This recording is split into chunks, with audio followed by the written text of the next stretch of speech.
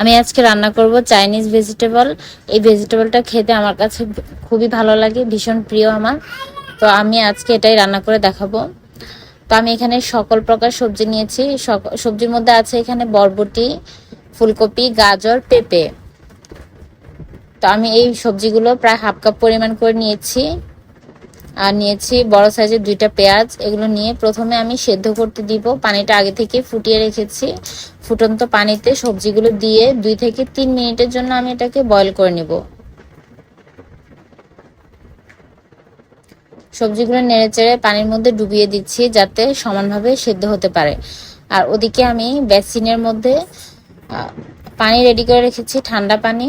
বরফ পানি নিতে পারলে ভালো হবে। তো আমি আজকে কল থেকে যে পানিটা পড়ে সরাসরি ওই পানি দিয়ে ধুয়ে নেব।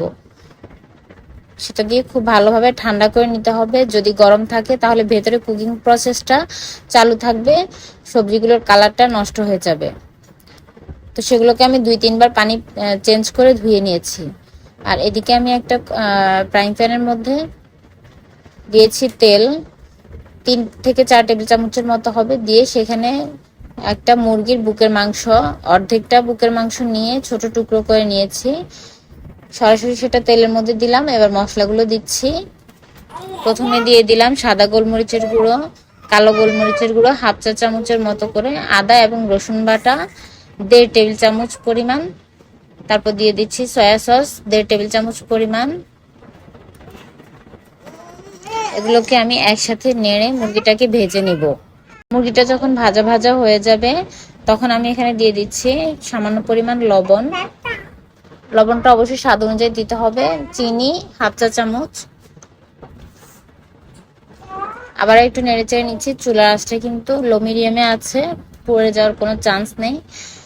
তো একটু ভাজা ভাজা হয়ে গেলে আমি এখানে দিয়ে দিব, এটা হচ্ছে টক দই, ঘরে তৈরি করেছিলাম, এজন্য পানিটা একটু বেশি হয়ে গিয়েছে। 2 টেবিল চামচ গুঁড়ো দুধের সাথে পানি দিয়ে তারপর আমি সেখানে লেবুর রস দিয়ে টক দইটা বানিয়েছি। তো পানিটা বেশি হওয়ার কারণে একটু লিকুইড দেখাচ্ছে। পানিটা একটু কমিয়ে দিলে হয়ে যেত, তাতে কোনো সমস্যা নেই। চুলায় দিলেই পানিটা টেনে যাবে। এবার আমি সবজিগুলো দিয়ে দিলাম। সবজি দিয়ে খুব ভালোভাবে মশলার সাথে নেড়ে চেড়ে দিব।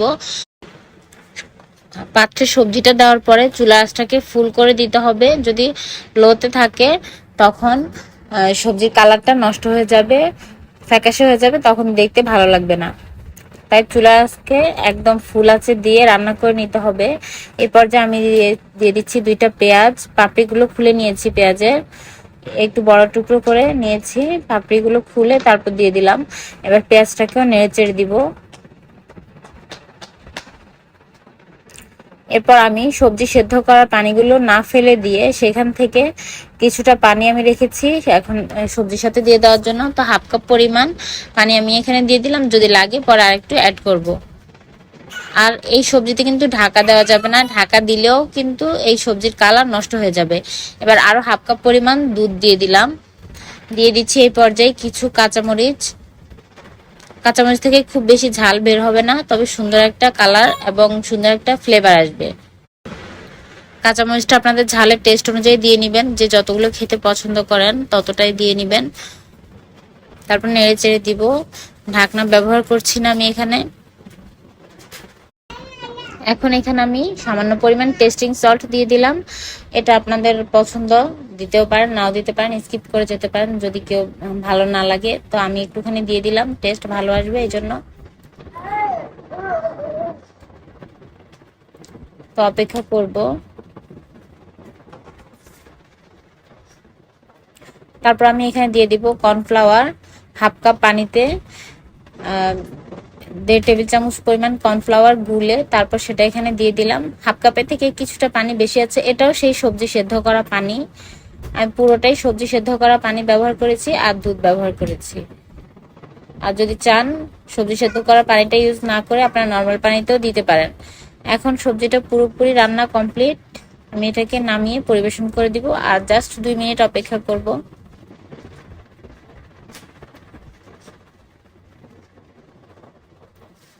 চুলাটা আমি অফ করে দিয়েছি এই পর্যায়ে। এখন আমি একটা বাটিতে নিয়ে নিচ্ছি। সাথে সাথে কিন্তু রান্না কমপ্লিট হওয়ার সাথে সাথে এটা কোনো একটা কিছুতে ঢেলে নিতে হবে, না হলে সবজির কালার নষ্ট হয়ে যাবে। যদি আপনি পাত্রে রেখে দেন এটার কুকিং প্রসেসটা চালু থাকবে, সবজিটা আরো বেশি সেদ্ধ হয়ে যাবে। এটা একটু সামান্য কাঁচা কাঁচা থাকবে আর কালারটা একদম ঠিক থাকবে, লাল থাকবে। এই তো আজকের মতো এখানেই বিদায়, আল্লাহ হাফেজ।